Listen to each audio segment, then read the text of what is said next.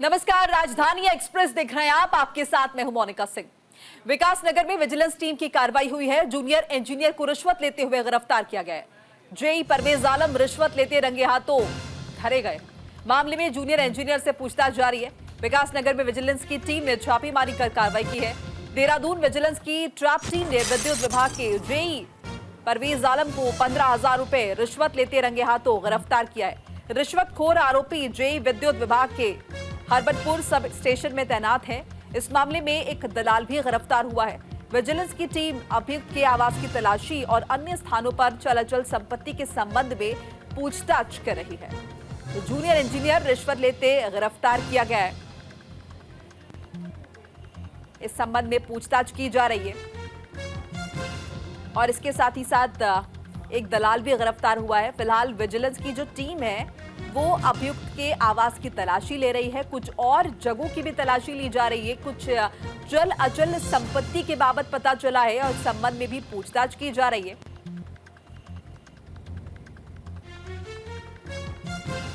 देखिए, जेई जो है विद्युत विभाग के हरबतपुर सब स्टेशन में तैनात है और रिश्वतखोरी का आरोप लगा है। 15,000 रुपए की रिश्वत लेते हुए रंगे हाथों गिरफ्तार किया गया है। देहरादून विजिलेंस की ट्रैप टीम ने यह बड़ी कार्रवाई की है छापेमारी कर, और फिलहाल जो जूनियर इंजीनियर है उससे पूछताछ की जा रही है इस पूरे मामले में। तो देखिए, उत्तराखंड के विकास नगर से खबर आपको बता रहे हैं, जहां पर विजिलेंस टीम का बड़ा एक्शन देखने को मिला है और एक भ्रष्टाचारी अफसर पर कार्रवाई की खबर है। जूनियर इंजीनियर को 15,000 रुपए की रिश्वत लेते रंगे हाथों गिरफ्तार किया गया है। फिलहाल आवास पर तलाशी हो रही है और कुछ और जगहों का पता चला है, वहां पर भी तलाशी ली जा रही है, पूछताछ हो रही है। और देखिए, विकास नगर में ही बरसाती नदी का कहर देखने को मिल रहा है। अचानक पुल से नीचे गिरा है ऑटो रिक्शा। घटना में ड्राइवर और सवारी की जान बच गई। राहत की बात ये रही है। घटना की वजह से घंटों हालांकि जाम लगा रहा। विकास नगर के सेलाईकुई क्षेत्र में माल से भरा एक लोडर टेम्पो अचानक पुल से नीचे गिर गया।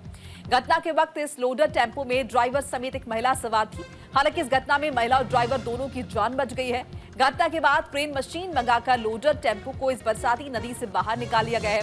बताते चले कि घटना की वजह से मुख्य मार्ग पर घंटों जाम लगा रहा। देखिए, तस्वीरें भी आपको दिखा रहे हैं घटना स्थल की। घटना में ड्राइवर और सवारी बच गए हैं, ये सबसे राहत की बात रही। लेकिन जाहिर तौर पर ये जो रास्ता है ये प्रभावित रहा। यहाँ पर घंटों जाम लगा रहा इस दुर्घटना की वजह से। हालांकि नदी से टेम्पो को बाहर निकाल लिया गया है। बाकायदा जब घटना हुई उसके बाद क्रेन मशीन मंगाई, लोडर टेम्पो को इस बरसाती नदी से बाहर निकालने की कवायद की गई और कवायद में सफलता भी हासिल की गई।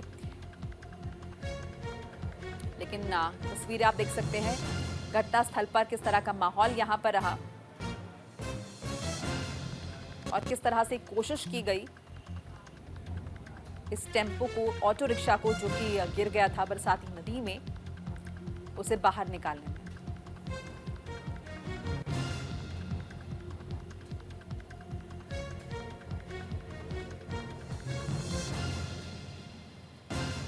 जाहिर तौर पर यहाँ से जितने भी वाहन गुजर हैं, आप तस्वीरों के जरिए देख सकते हैं, सभी रुक रुक कर इस घटना को देख रहे हैं। इसकी वजह से ट्रैफिक की जो स्पीड है वो स्लो हुई और जाम की स्थिति यहाँ पर बन गई।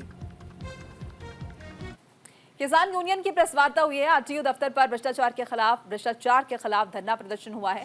पर अधिकारियों पर लगा है लूट और मारपीट का आरोप। एआरटीओ कार्यालय के बाहर बुलाई जाएगी। पंचायत बर्खास्त करने की मांग रखी है। खबर लक्सर से बता रहे हैं। भारतीय किसान यूनियन तोमर गुट के राष्ट्रीय अध्यक्ष संजीव तोमर ने लक्सर में पत्रकारों से बातचीत की है, जिसमें उन्होंने कहा है कि पिछले दिनों आरटीओ दफ्तर पर भ्रष्टाचार के खिलाफ किए गए धरना प्रदर्शन के दौरान एआरटीओ और उनके जो अधीन अधिकारी हैं, कर्मचारी हैं, उन्होंने किसान यूनियन तौर पर गुट के कई पदाधिकारियों पर लूट और मारपीट के फर्जी आरोप लगाए थे, जो अब पुलिस की जांच में साफ हो गए हैं। उन्होंने कहा कि किसान यूनियन तोमर गुट भ्रष्ट अधिकारियों या भ्रष्ट महकमे से जुड़े लोगों की गुंडागर्दी के सामने न झुका जाएगा।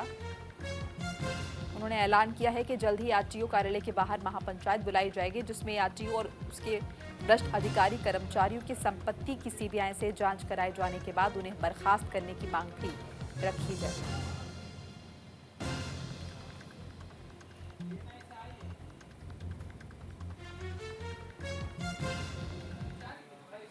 भ्रष्टाचार के खिलाफ आवाज उठाना चाह रहे थे भारतीय किसान यूनियन तोमर के लोग, उनकी आवाज को दबाने का काम करने का प्रयास किया गया, फर्जी मुकदमा लिखवाया गया और हमारे लोगों को 5 लोगों को जेल में डाल दिया गया। उस चीज को लेकर के आज यहाँ प्रेस वार्ता हुई है। हालांकि जो हरिद्वार के कप्तान है वो बधाई के पात्र हैं, उन्होंने सही जांच कराकर तत्काल प्रभाव से धारा हटवाने का काम भी किया है। इस चीज का हम भारतीय किसान यूनियन तोमर उसका धन्यवाद भी करता है। जल्दी एक महापंचायत का आयोजन किया जाएगा और तब तक नहीं उठेंगे। अध्यक्ष जी ने जैसे बताया कि उनकी सीबीआई की संपत्ति की जांच होगी, सीबीआई द्वारा जांच चौहान की और नेगी की संपत्ति की भी होगी, सिर्फ मैडम की नहीं। ये इन्होंने जो वहां पे ये डकैती करते हैं रोज, इन्होंने तो हमारे पे लगा दिया, किसानों पे, आंदोलन करने वालों पे, कि हमने वहां पे डकैती के उससे गए थे। अगर हम डकैती के उससे जाते और डकैती के उससे हम एलआईयू को सूचना दे के जा रहे, अगर हम डकैती कर रहे थे तो वहां पे प्रशासन क्या कर रहा था? हमें वहां पे क्यों नहीं बिठाया गया उसी टाइम पे? मुख्यमंत्री पुष्कर सिंह धामी आज जाएंगे दिल्ली, कल जम्मू कश्मीर जाएंगे। सीएम धामी चुनाव प्रचार के लिए रोड शो करेंगे। बीजेपी प्रत्याशी सुरजीत सिंह के पक्ष में रोड शो करेंगे। मुख्यमंत्री पुष्कर सिंह धामी आज दिल्ली में रहने वाले हैं। 12 सितंबर को सीएम जम्मू कश्मीर में चुनाव प्रचार के लिए रोड शो करेंगे। बीजेपी प्रत्याशी सुरजीत सिंह के पक्ष में रोड शो के माध्यम से प्रचार किया जाएगा। इसके बाद मुख्यमंत्री प्रत्याशी के नामांकन में शामिल होंगे। तो देखिए, स्टार प्रचारक है मुख्यमंत्री पुष्कर सिंह धामी और इसी सिलसिले में दिल्ली पहुंचेंगे। इसके साथ जम्मू कश्मीर जाएंगे, चूंकि जम्मू कश्मीर में विधानसभा चुनाव होने हैं। भारतीय जनता पार्टी के प्रत्याशी के पक्ष में रोड शो करेंगे, अपील करेंगे वोटों की, चुनाव प्रचार करते हुए आपको दिखाई देंगे। कल उनका जेएनके जाने का दौरा है। बीजेपी प्रत्याशी सुरजीत सिंह हैं, उन्हीं के पक्ष में रोड शो किया जाएगा और बीजेपी प्रत्याशी को वोट की अपील की जाएगी आम जनता से।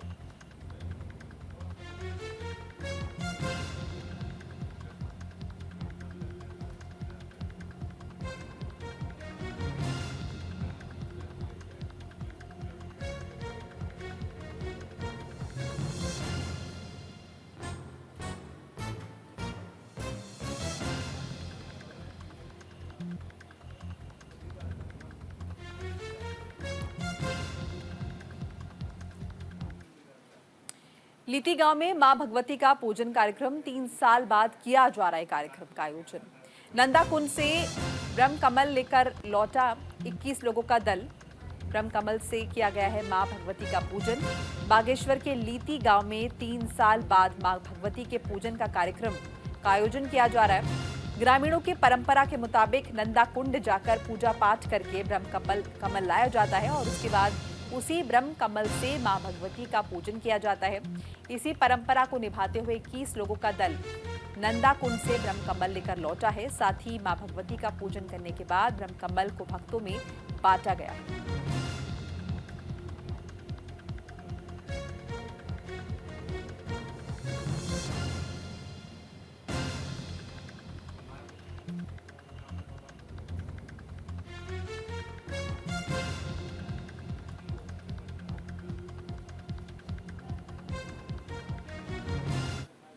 पहले जो नंदा कुंड की तरफ को यात्रा गई हुई थी, तो आज वो यहाँ पर पहुंच चुकी है। लगभग सुबह 10 बजे ग्रामीणों ने उनका भव्य स्वागत किया, उन 21 लोगों का जो नंदा कुंड गए थे। और पंचमी के दिन जब नंदा कुंड की पूजा अर्चना हुई होगी तो उसके आसपास उगे हुए जो ब्रह्म कमल हैं, वो सारे 21 लोग उन ब्रह्म कमलों को लेकर के यहाँ पर आए और ग्रामीणों द्वारा रिंगाल यहाँ पर लाया गया और उसके बाद रिंगाल में ब्रह्म कमल लगा करके पीछे जैसा आप देख रहे हैं। इसके बाद जो है पूरी भव्य यात्रा एक एक रिंगाल प्रत्येक व्यक्ति पकड़ता है और अगल बगल के भी बहुत सारे ग्रामीण, बहुत सारे श्रद्धालु हजारों की संख्या में इस यात्रा में उमड़ते हैं और ये यात्रा यहाँ से लेकर के मां भगवती मंदिर तक होती है और हजारों श्रद्धालु उसमें प्रतिभाग उन्होंने किया। हरिद्वार में जिलाधिकारी ने की है समीक्षा बैठक। मीटिंग में हुई जिला योजना कार्यक्रम की समीक्षा। डीएम ने अधिकारियों से जानकारी ली है। जिला योजना के कामों को पूरा करने का निर्देश जारी हुआ है। हरिद्वार जिलाधिकारी कर्मेंद्र सिंह और मुख्य विकास अधिकारी आकांक्षा कुंडी ने विकास भवन सभागार में जिला योजना और 20 सूत्रीय कार्यक्रम की प्रगति की समीक्षा बैठक की है। बता दें कि डीएम ने बैठक में जिला योजना और 20 सूत्रीय कार्यक्रम के तहत हर विभाग को कुल कितना बजट आवंटित हुआ है, उसमें कितना पैसा खर्च हुआ है, इसके संबंध में बैठक में मौजूद हर विभाग के अधिकारियों से विस्तार से जानकारी ली है। उन्होंने अधिकारियों को निर्देश दिए कि इन योजनाओं के तहत जो भी काम बचे हुए हैं उन्हें जल्दी सुनिश्चित करें। इसमें किसी भी तरह की देरी बर्दाश्त नहीं की जाएगी।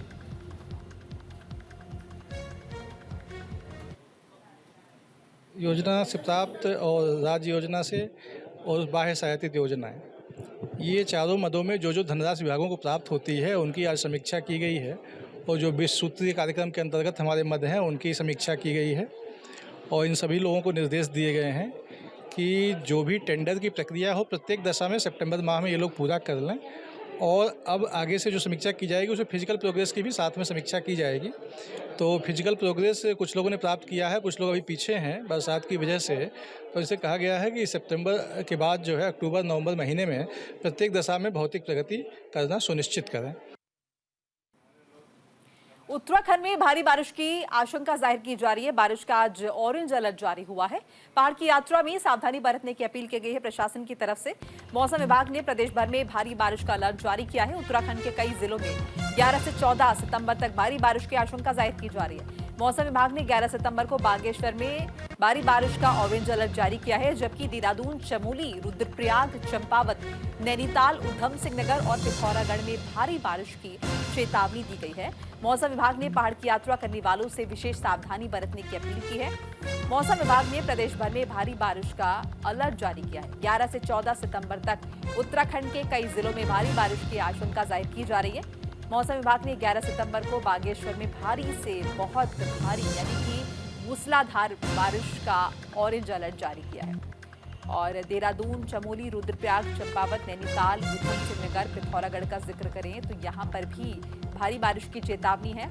पहाड़ की यात्रा ना करें ये कहा गया है और अगर जरूरी है तो विशेष सावधानी बरतने के लिए कह दिया गया है प्रशासन की तरफ से।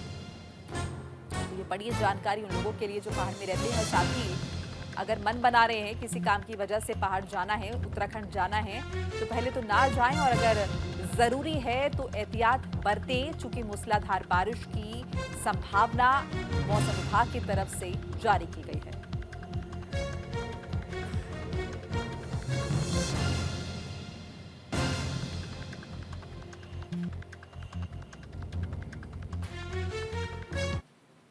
मौसम की बात करें, आज आपकी 5 तारीख हो गई है अगस्त की जो है, और बारिश की एक्टिविटी तो ठीक ठाक मिल ही रही है। जो नॉर्मल के आसपास एक्टिविटी अभी पास 24 आवर्स में वो मिली है। और हैवी रेन तो हालांकि नहीं है, एका दुक्का जगहों में, जिसमें कि जो आपका देहरादून डिस्ट्रिक्ट में एक है ऑटोमेटिक वेदर स्टेशन में मिला डाटा, और इसी तरह बागेश्वर डिस्ट्रिक्ट में जो एक जगह हैवी रेन मिली है सामा में। बाकी हल्की से मध्यम तक की ही बारिश है, लेकिन हाँ ये कि अनेक जगहों तक है, ज़्यादातर जगहों तक में है और सामान्य मानसून अभी मिल रहा है डे टू डे में। आगे बात कर लें आज के बाद, जो आज तो मैं कहूँगा कि सामान्य के आसपास है उससे थोड़ा कम ही रहेगा और हैवी रेन की संभावना थोड़ी बहुत है। बागेश्वर डिस्ट्रिक्ट है, एक आध स्टेशन मिल सकता है, या इसी तरह देहरादून डिस्ट्रिक्ट में। तो ये रखे हमने आज हैवी रेन में, वो येलो वार्निंग में। तो ठीक है, ये नॉर्मल एक्टिविटी के विदिन है और कमी एक्टिविटी आज भी सामान्य के आसपास ही दिख रही है, उससे थोड़ी कमी होगी। और वहीं उत्तराखंड में परीक्षा होगी स्थगित। प्रधानाचार्य पद की सीधी भर्ती परीक्षा स्थगित होगी। शिक्षकों ने आंदोलन किया था, शासन ने आयोग को चिट्ठी भेजी है। उत्तराखंड में प्रधानाचार्य पद पर सीधी भर्ती परीक्षा स्थगित होगी। प्रधानाचार्य की सीधी भर्ती को लेकर प्रदेश भर में शिक्षकों ने आंदोलन किया था। शासन ने आयोग को चिट्ठी भेजी थी। प्रधानाचार्य के 692 पदों पर इस महीने 29 सितंबर को प्रस्तावित विभाग के सीधी भर्ती परीक्षा अब स्थगित होगी।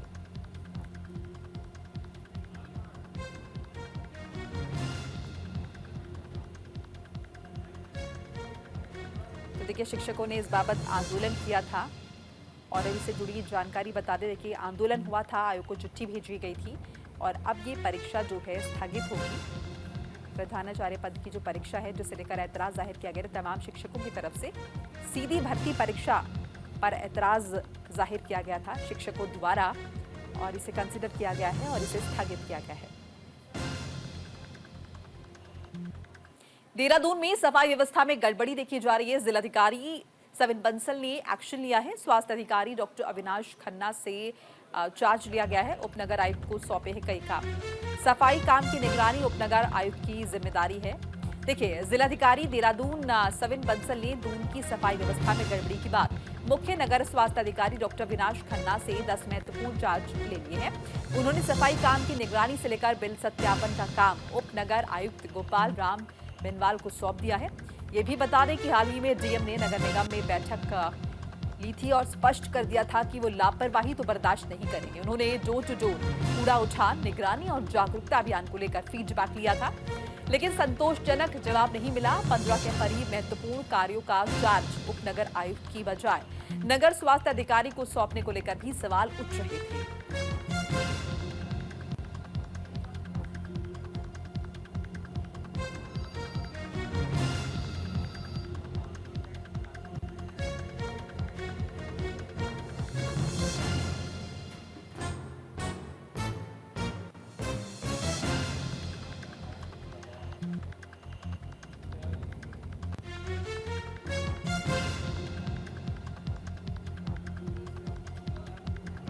जब हमने रिव्यू किया है सफाई व्यवस्था का, तो उसमें ये पाया गया है कि जो हमारी प्राइवेट एजेंसीज इन्वॉल्व हैं, जो आउटसोर्सिंग एजेंसीज हैं सफाई व्यवस्था में, उन पे इन्फोर्समेंट को स्टर्न करने की आवश्यकता है, सख्त करने की आवश्यकता है। उनके कॉन्ट्रैक्ट एग्रीमेंट की क्लॉजेज ठीक से मैनेज नहीं हो पा रहे थे। As per their contract agreement उनको रूट टनेज, जो हमारी बेड टनेज है, और रूट कवरेज, ये 2 क्राइटेरिया पे उनको हमने 45 दिन की मोहलत दी है। हर एक 15 दिन में ये 2 क्राइटेरिया उनके रिव्यू किए जाएंगे। अगर इनमें हमको इंक्रीजिंग ट्रेंड दिखता है तब तो we will maintain those agencies. अगर उसमें डिक्रीजिंग ट्रेंड दिख रहा है कि उनकी गाड़ियाँ कम राउंड्स कर रही हैं और वो जो सॉलिड वेस्ट है वो भी कम उठा रही हैं, हमको ट्रेंड से पता लग जाएगा, वो हमारे पास कंप्यूटराइज मैकेनिज्म है, तो उनको नोटिस जाएंगे। वहीं हरिद्वार में प्रेम प्रसंग ने ले ली है महिला की जान, प्रेमिका, पति और देवर पर लगा है आरोप। पुलिस ने तीनों आरोपियों को गिरफ्तार कर लिया है। हरिद्वार के मंगलौर के मोहल्ला मलकपुर की रहने वाले शादाब की जान उसकी प्रेमिका, पति और देवर ने ले ली है।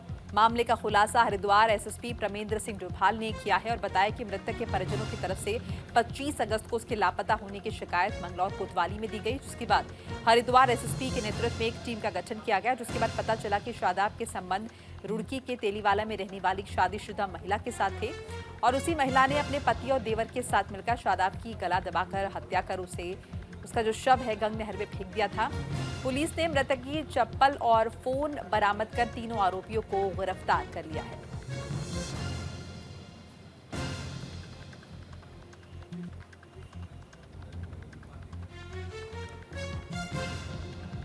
तो हरिद्वार का ये मामला बताया जा रहा है जिसमें प्रेम प्रसंग की वजह से एक व्यक्ति की जान चली गई।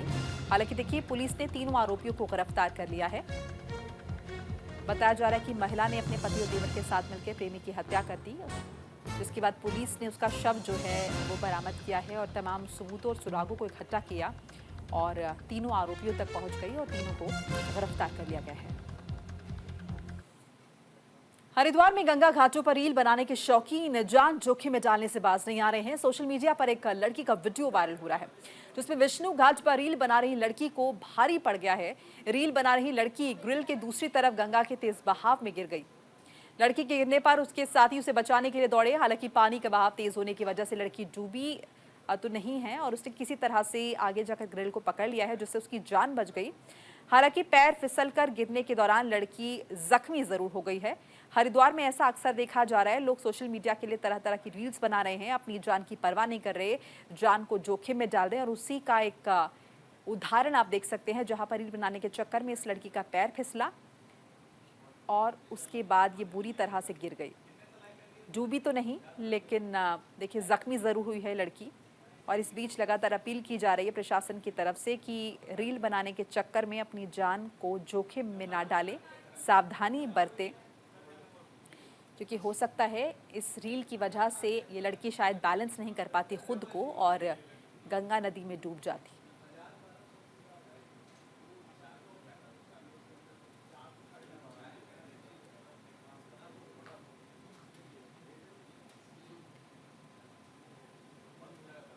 Uttarakhand forest training institute Haldwani में रेंजर का दीक्षांत समारोह का आयोजन किया गया, जिसमें 6 राज्यों के 53 रेंज ऑफिसर्स वन विभाग से जुड़े। समारोह में मुख्य अतिथि के तौर पर प्रमुख वन संरक्षक समीर सिन्हा ने शिरकत की है। सभी 53 रेंज ऑफिसर अपने अपने क्षेत्रों में जाकर अपनी अहम जिम्मेदारी निभाएंगे। दीक्षांत समारोह में तमिलनाडु के प्रभाकरण को गोल्ड मेडल और उत्तर प्रदेश कानपुर की स्नेहा को सिल्वर मेडल से नवाजा गया है। सभी रेंज ऑफिसर्स ने इसे अपनी जिंदगी का महत्वपूर्ण और यादगार पल बताते हुए कहा कि वनों के प्रति कई चुनौतियां हैं जिनके बीच वनों को सुरक्षित रखना सबसे अहम जिम्मेदारी है। 18 महीने की कड़ी ट्रेनिंग के बाद सभी रेंज ऑफिसर्स ने अपने अपने राज्यों में वनों के प्रति सहभागिता निभाने की जिम्मेदारी ली है। These 18 months, we learn lot of the modern technology in forestry and how to protect the illegal activities in the forest like crime, illegal felling and other activities to mitigate the illegal activities and promote the forest growth to obtain sustainability. For that, we learn very modern technology like GIS, remote sensing, then drone technology, nursery technology, modern tools for production of quality planting material. Sir, हमारी 18 महीने की training होती है range forest officers की, और इसमें हमें training में प्रैक्टिकल और थ्योरी दोनों तरह की क्लासेस होती हैं। और सर, इसके अलावा हमारा 140 डेज़ का टूर होता है ऑल ओवर इंडिया, जिसमें हमें नॉर्थ ईस्ट से लेकर के साउथ और वेस्ट में हमारे टूर होते हैं। इसके साथ ही साथ हमारी ट्रैकिंग होती है जो बहुत ही चैलेंजेस होती है, साथ ही साथ बहुत हम लोग उसमें एंजॉय भी करते हैं। ये चुनौती हमारे साथ हमेशा बनी रहती है, क्योंकि वन विभाग का जो दायित्व है वो ये बहुत ही गुरुतर दायित्व है, और इसमें वन भूमि की सुरक्षा करना, वन संसाधनों की, वन्य जीवों की सुरक्षा करना एक बहुत गंभीर चुनौती है। और ठीक है, एक घटना ऐसी हुई है, लेकिन मैं आपको विश्वास के साथ बता सकता हूँ कि वन विभाग और राज्य सरकार बहुत मजबूती से यह निश्चय किए हुए हैं कि ऐसे जो अराजक तत्व हैं उनके साथ बहुत मजबूती से निपटा जाएगा। और इसी के साथ ही इस बुलेटिन में फिलहाल इतना ही। लगातार खबरों के लिए आप देखते रहिए न्यूज़ इंडिया। नमस्कार।